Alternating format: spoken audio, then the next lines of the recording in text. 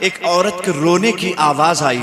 وہ عورت بڑی شدت کے ساتھ رو رہی تھی. اس کے رونے میں درد تھا, اس کے رونے میں جو ہے درد تھا, اس کے رونے میں کراہت تھی, اکراہ تھا. اس کے رونے میں بڑی شدت کے ساتھ رو رہی تھی. آئینہ کرامت کتاب اس میں لکھا ہوا ہے.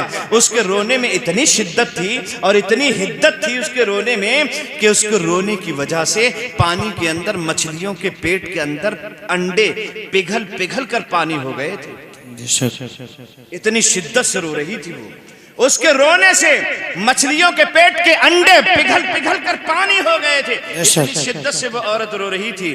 غوث اعظم نے فرمایا خادم ذرا تفتیش حال تو کرو, یہ نبی کا امتی کیسے رو رہا ہے, یہ میرے نبی کی امت کی ایک عورت کیوں آنسو بہا رہی ہے, بغداد کی رہنے والی یہ عورت کس لیے رو رہی ہے, اس کے رونے میں اتنا درد ہے میرا دل تڑپ گیا ہے. عبد القادر جیلانی بے چین ہو گیا ہے, اور غوث اعظم جب بے چین ہو جائیں تو کوئی نہ کوئی راستہ ضرور نکل آتا ہے. خادم سے فرمایا جاؤ پوچھ کر آؤ کیا بات ہے, یہ عورت کیوں رو رہی ہے. خادم قریب پہنچتا ہے اور جا کر پوچھتا ہے ماں آپ کیوں رو رہی ہیں. سر جھکائے ہوئے جزارو قطار رو رہی تھی عورت. اس نے اپنی نگاہیں اٹھا کر دیکھا تو سامنے غوث اعظم کا خادم دکھائی دے رہا تھا. عرض کرنے لگی بیٹا یہ کوئی نئی بات تھوڑی ہے کہ آج میں یہاں رو رہی ہوں. دریائے دجلہ کے اس کنارے پر میں 12 سال سے روزانہ آتی ہوں, اور روزانہ جب تک دل بھر کر رو نہیں لیتی ہوں اس وقت تک مجھے چین نہیں ملتا ہے, مجھے سکون نہیں ملتا ہے. میں روز آتی ہوں اور روزانہ روتی ہوں, کوئی آج نیا معاملہ تھوڑی ہے. غوث اعظم کے خادم ارشاد فرماتے ہیں آخر وجہ کیا ہے, تاریخ کیا ہے, معاملہ کیا ہے. آپ 12 سال سے جو روتی ہیں اس دریا کے کنارے اور دریائے دجلہ کے اس پنگھٹ پر آ کر روتی ہیں, رونے کی وجہ کیا ہے. تو وہ عورت کہنے لگی بیٹا جب تم پوچھ ہی رہے ہو تو سنو, وہ دن مجھے اچھی طرح یاد ہیں. عین جوانی کے عالم میں سہاگن سے ابھاگن ہو گئی تھی. اچانک میرے شوہر نے مجھے خیر بات کہہ دیا, میرے شوہر کا انتقال ہو گیا اور جوانی کے عالم میں بیوہ ہو گئی. لیکن میرے شوہر کی ایک نشانی بیٹے کی شکل میں میرے پاس موجود تھی. اسے میں نے اپنے سینے سے لگایا, اپنی زندگی کا سرمایہ سمجھتے ہوئے اس کی پرورش کرنا شروع کر دی. میں گھر گھر جاتی تھی, محنتیں کرتی تھی, مزدوریاں کرتی تھی, مشقتیں کرتی تھی, لوگوں کی یہاں خدمتیں کرتی تھی. اس سے جو حاصل ہوتا تھا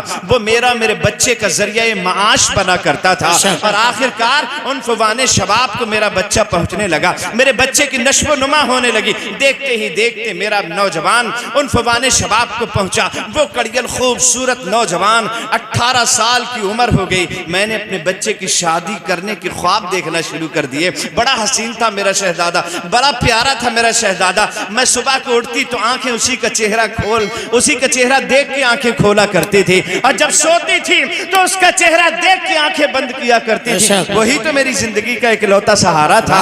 آخرکار میں نے اپنے بچے کے رشتے کی تلاش شروع کر دی. میری تلاش مکمل ہو گئی اور دریائے دجلہ کے اس پار سے میرے بچے کی شادی طے ہو گئی. میں دلہن کو دیکھ کے عائدہ ہو گئے تو رخصتی کا وقت آیا. ہزار ناز و انداز کے ساتھ میرے بچے کی دلہن کو اس کے گھر والوں نے رخصت کیا, اور رخصت کر کے میرا بیٹا دلہن کو لے کر باراتیوں کے ساتھ میں گھر واپس آ رہا تھا. دریائے دجلہ کو پھر عبور کرنا تھا, لیکن ایسی اچانک طوفان آئی. کشتی میں بیٹھ کر جیسے ہی بارات بیچوں بیچ میں پہنچی, کشتی بھمر میں پھنس گئی. طوفان آئی, لہریں آئی, موجیں آئی. ان موجوں کے طوفان میں بھمر میں کشتی پھنس گئی, اور دیکھتے ہی دیکھتے کشتی غرقاب ہو گئی. میرے شہزادے کی میں بارات کے دولہا دلہن یہیں غرق ہو گئے. یہ 12 سال پہلے کی بات ہے. میں روزانہ آتی ہوں اور دل بھر کے اپنے بچے کو یاد کر کر کے رویا کرتی ہوں. میں نے تو صحیح سے اپنی دلہن کو کچھ کھلایا پلایا بھی نہیں, وہ تو میرے گھر بھی نہیں پہنچ پائی, اس سے پہلے ہی اس دریا میں غرقاب ہو گئی. میرے بچے کے ساتھ ساتھ بغداد کے اور بہت سارے لوگ جو باراتی بن کے گئے تھے وہ سب اسی دریا میں غرقاب ہو گئے.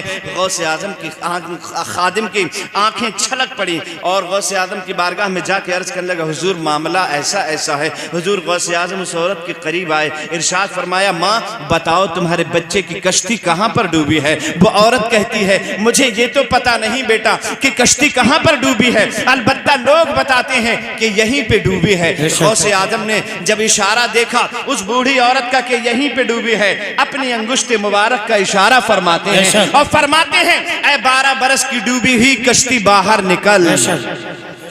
نعرہ تکبیر, نعرہ نعرہ غوث مسلک اعلی حضرت، جشن غوث الورا، جشن غوث الورا، نعرہ تکبیر۔ اے 12 برس کی ڈوبی ہوئی کشتی باہر نکل، لیکن کشتی باہر نہیں نکلتی ہے۔ دوسری مرتبہ پھر ارشاد فرمایا اے 12 برس کی ڈوبی ہوئی کشتی باہر نکل، لیکن دوسری مرتبہ بھی کشتی باہر نہیں نکلتی ہے۔ پھر تیسری مرتبہ آپ نے فرمایا اے 12 برس کی ڈوبی ہوئی کشتی باہر نکل، قسم رب کعبہ کی، تاریخوں میں لکھا ہوا ہے، آئینہ کرامت میں لکھا ہے، اور دعوت اسلامی کے بانی امیر دعوت اسلامی بھی ارشاد فرماتے ہیں کہ دیکھتے ہی دیکھتے 12 برس کی ڈوبی ہوئی کشتی سطح آب پر آ کر تیرنے لگتی ہے۔ جیسے ہی کشتی باہر نکل کے آئی، باراتی اتر کر اپنے گھروں کو جانے لگے، دولہا دلہن بھی اتر آئے۔ عورت نے اپنے بچے کا ہاتھ پکڑا، اپنی دلہن کا ہاتھ پکڑا اور اپنے گھر کو روانہ ہو گئی۔ جب سارے بغداد کے باراتی اور دولہا دلہن اپنے گھر کو چلے گئے تو عبد القادر جیلانی نے